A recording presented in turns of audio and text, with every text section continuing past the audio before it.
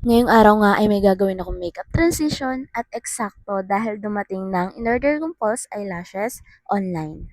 59 pesos ko nga lang ito nabili guys at may kasama na siyang tweezer o 'di ba sobrang mura. Glue free na nga rin pala siya guys kaya madali na lang siya ikabit sa mata. Naglagay na nga ako dito guys sa mata ko. Ang ginawa ko ay nilagay ko siya sa ilalim ng pilik mata. Bali dalawa pa nga lang yung nilalagay ko dito sa isang mata ko pero kitang-kita mo na yung difference. Sobrang ikli ng real eyelashes ko kaya parang bumagay sa akin yung napili kong pattern kasi parang natural yung haba ng eyelash. Hindi rin siya mabigat sa mata guys, kaya parang wala kang suot na false eyelashes. Apat ngayon nagkasya sa isang mata ko, bali 8 pieces yung nagamit ko.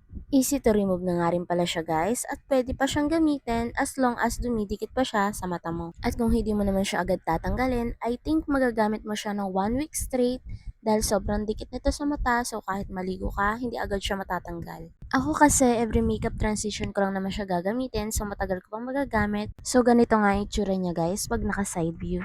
At ang ganda niya nga tignan guys, parang natural looking lang yung eyelashes mo.